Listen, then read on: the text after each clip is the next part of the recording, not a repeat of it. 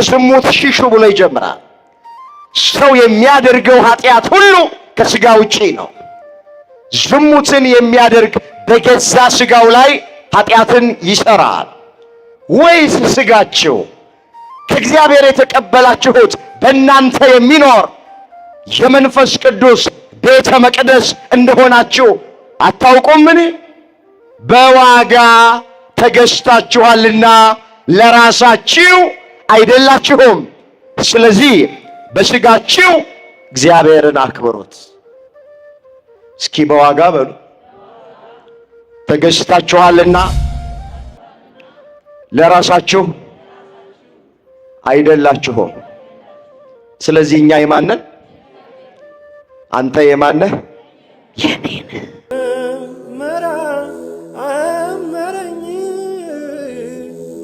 በስመ አብ ወወልድ ወመንፈስ ቅዱስ አሐዱ አምላክ አሜን።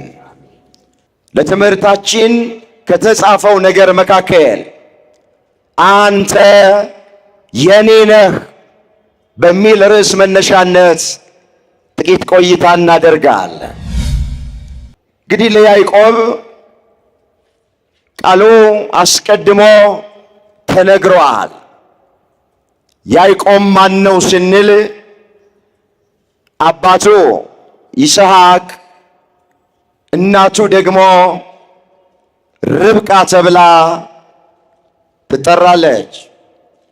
ይህ ታሪክ በኦሪት ዘፍጥረት በምዕራፍ 25 ቁጥር 19 ጀምሮ የተመዘገበ ነው። እንዲህ ይላል፣ የአብርሃም ልጅ የይስሐቅ ትውልድ ይህ ነው።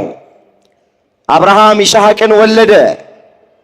ይስሐቅም 40 ዓመት ሲሆነው ርብቃን አገባ። እርሷም በሁለት ወንዞች መካከል ያለ የሶርያዊው የባቱኤል ልጅና የሶርያዊው የላባ እህት ናት። ይስሐቅ ስለ ሚስቱ ወደ እግዚአብሔር ጸለየ፣ መካን ነበረችና እግዚአብሔርም ተለመነው። ርብቃም ሚስቱ ጸነሰች፣ 2 ልጆችም ወለደች ይላል። ስለ አንድ ልጅ ስትለምን እግዚአብሔር ለርብቃ 2 ልጆች ሰጣት። ስንዝር ስንለምነው የኛ አምላክ ክንድ ነው የሚሰጠን። ጥቂት ነገር ስንለምነው አብዝቶ ነው የሚሰጠን። የለመነውን ብቻ አይደለም እግዚአብሔር የሚሰጠን፣ ከለመነው በላይ ይሰጠናል። እንዲህም ተብሎ እንደተጻፈ እዚህ ሐዋርያው ቅዱስ ጳውሎስ በኤፌሶን ለሚገኙት ክርስቲያኖች ምዕራፍ 3 ቁጥር 20 ላይ እንዲህ ብሎ ጽፎላቸዋል።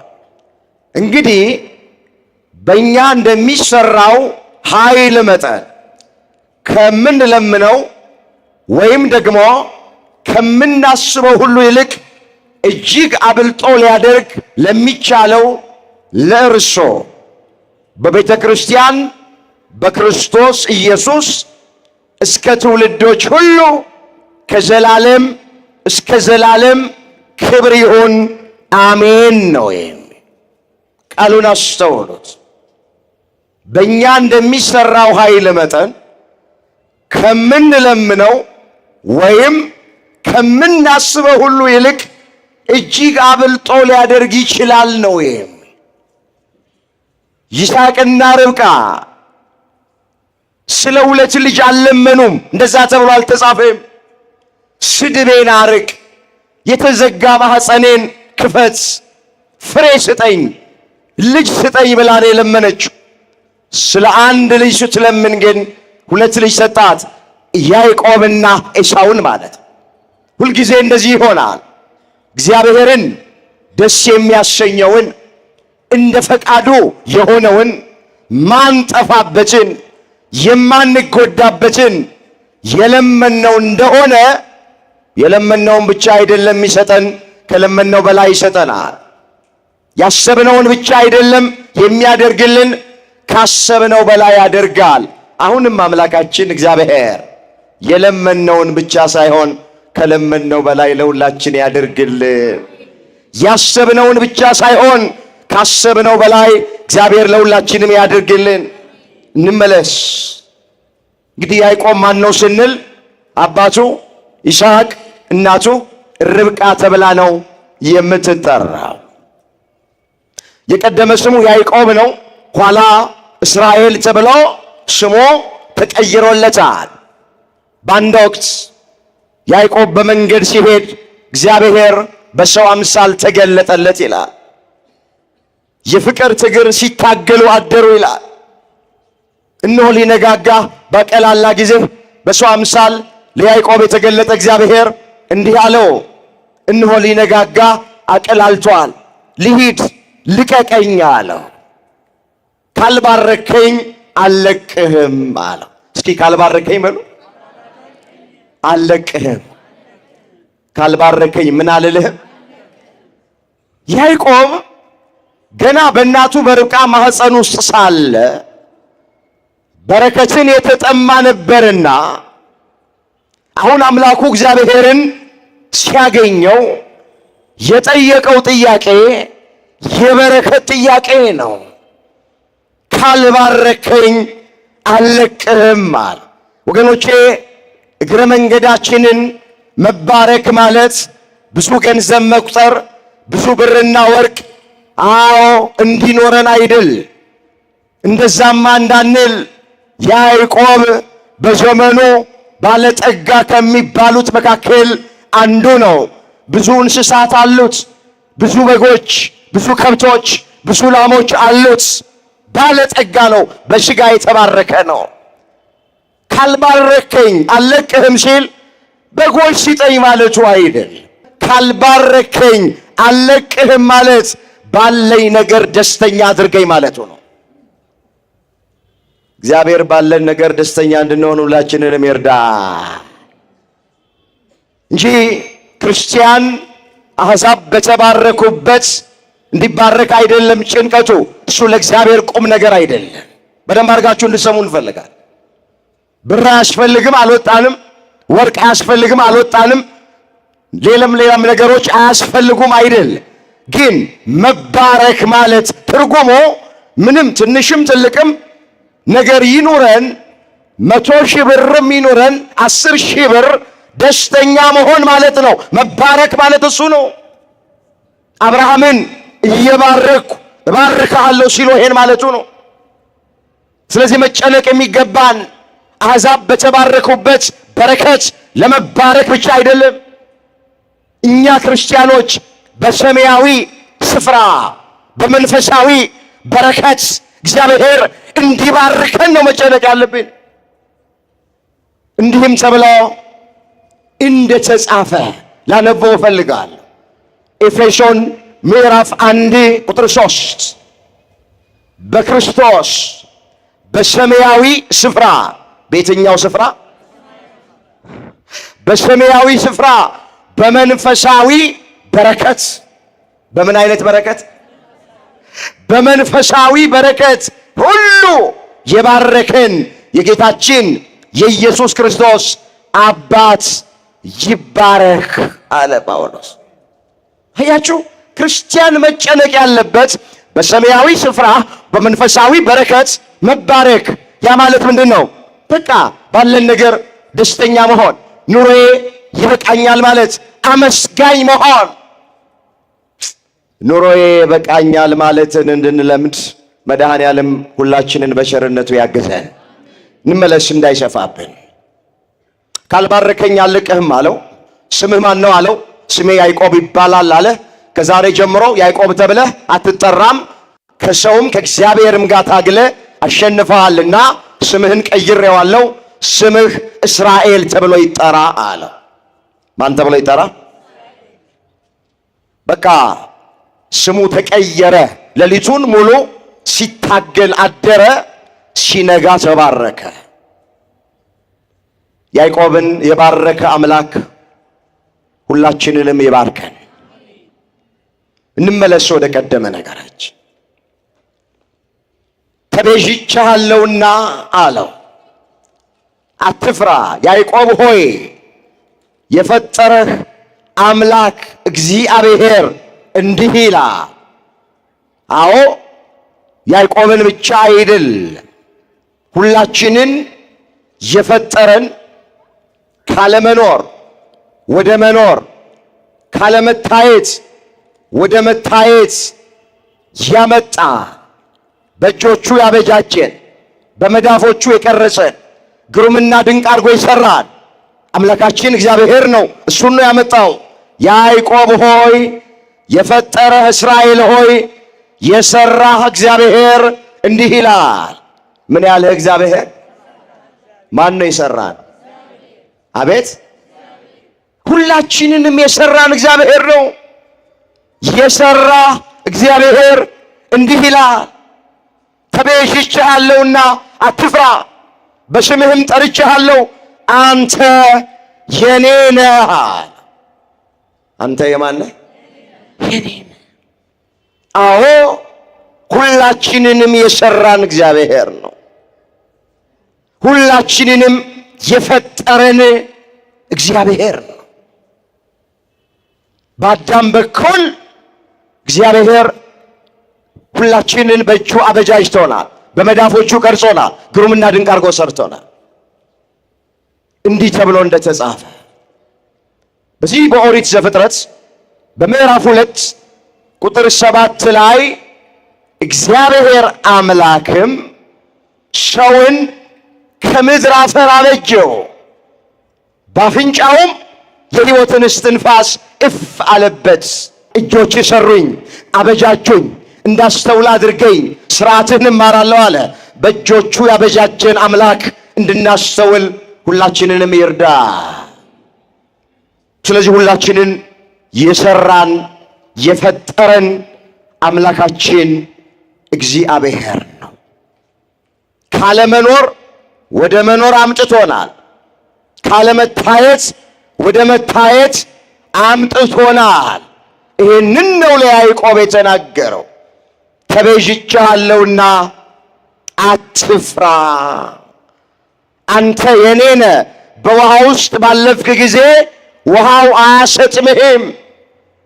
ለጊዜው እስራኤል ከግብፅ የባርነት ቤት ወጥተው ማርና ወተት ወደምታፈስ ወደ ምድረ ርስት ወደ ከነዓን ሲጓዙ ስላለው ነገር ነው የሚነግረው። በውሃ ውስጥ ባለፍክ ጊዜ፣ በዮርዳኖስ ባህር ውስጥ ባለፍክ ጊዜ፣ በኤርትራ ባህር ውስጥ ባለፍክ ጊዜ ውሃው አያሰምጥህም። ምን ማለት ነው? ውሃውን እንደ ግድግዳ አድርጌ በደረቅ አሻግርሃለሁ ማለቱ ነው። በውሃ ውስጥ ባለፍክ ጊዜ ውሃው አያሰጥምህም። በእሳት ውስጥም ባለፍክ ጊዜ እሳቱ አያቃጥልህም። እንደ እሳት ያለ ፈተና እስራኤል በጉዟቸው ነበረ። እሳቱ ግን መከራው ግን አላቃጠላቸውም፣ አላጠፋቸውም። ይህንን ለያዕቆብ ነገረው እግዚአብሔር። አትፍራ አለው፣ አትጨነቅ አለው፣ አትደንግጥ አለው። እኔ ካንተ ጋር ነኝ እያለ ያጽናናው ነበረ፣ ያበረታው ነበረ። ለፍጻሜው ይህ ቃል ስለ ሁላችንም የሚነገር ቃል ነው። እኛ የኛ አይደለንም፣ እኛ የእግዚአብሔር ነን። እኛ የማን ነን? አንተ የኔ ነህ አይደል ያለው ያዕቆብን። እኛም የእሱ ነን። በመጀመሪያ ከላይ እንዳየን በጥንተ ተፈጥሮ የፈጠረን እግዚአብሔር ነው። ግሩምና ድንቅ አድርጎ የሰራን እግዚአብሔር ነው። እንዲህ ተብሎ እንደተጻፈ እስኪ ይህንን ቃል አስተውሉት። ግሩምና ድንቅ ሆኜ ተፈጥሬአለሁና አመሰግንሃለሁ። ስራህ ድንቅ ነው፣ ነፍሴም እጅግ ታውቀዋለች አለ። የዳዊት መዝሙር 138 ቁጥር 14 ላይ የተመዘገበ ቃል። እስኪ ቃሉን አብረን እንበለው። ግሩምና ድንቅ ሆኜ በሉ እስኪ። ተፈጥሬአለሁና አመሰግንሃለሁ። አመስግኑት። ግሩምና ድንቅ አድርጎ የፈጠረን አምላክ ስሙ የተመሰገነ ይሁን። ስለዚህ ለፍጻሜው በዚህ ዘመን ላለን የአዲስ ኪዳን ክርስቲያኖች ተብለን ለምንጠራ ለኔና ለናንተ የሚነገር ቃል ነው።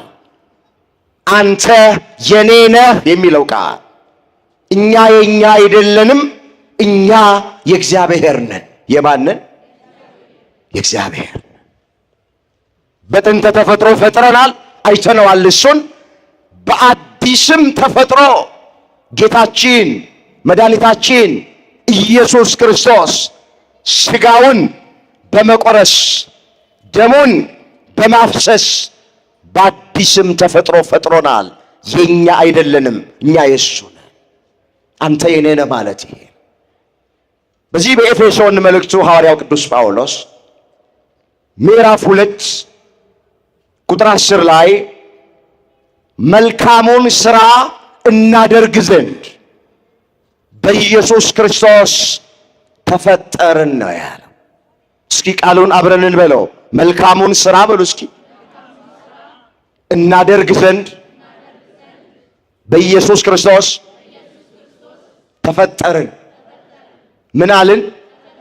በማ ምን እንድናደርግ?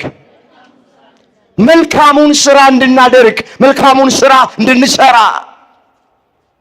በኢየሱስ ክርስቶስ ተፈጠርን። በአዲስ ተፈጥሮ ፈጠረን። ሥጋውን ቆርሶ ደሙን አፍስሶ ወገኖቼ ፈጠረን። ምንድን ነበር ያዕቆብን ያለው እግዚአብሔር? ተቤዥቻለሁና አትፍራ ነበር ያለው። ተቤዥን፣ ዋችን። በዚህ በአንደኛ ጴጥሮስ ምዕራፍ 1 ቁጥር 19 ላይ እንዴት እንደተቤዠን እንዴት እንደተዋጀን ተጽፎልናል። ላነበው ፈልጋለሁ። አንደኛ ጴጥሮስ ምዕራፍ 1 ቁጥር 19 ላይ ከአባቶቻችሁ ከወረሳችሁት ከከንቱ ኑራችሁ በሚያልፍ ነገር በብር ወይንም በወርቅ ሳይሆን ነውርና እድፍ እንደሌለው እንደ በግ ደም በክቡር የክርስቶስ ደም እንደተዋጃችሁ ታውቃላችሁን? ተቤዥቻለሁና አትፍራ አለው ለጊዜው ያዕቆብን። ለፍጻሜው እኛንም ኢየሱስ ክርስቶስ በአዲስ ተፈጥሮ ፈጠረን፣ ተቤዠን፣ ዋችን፣ የራሱ ገንዘብ አደረገን። እኛ የኛ አይደለንም። ምንድን ነው የሚለው መጽሐፍ? በዋጋ ተገዝታችኋልና ለራሳችሁ አይደላችሁም ነው የሚለው።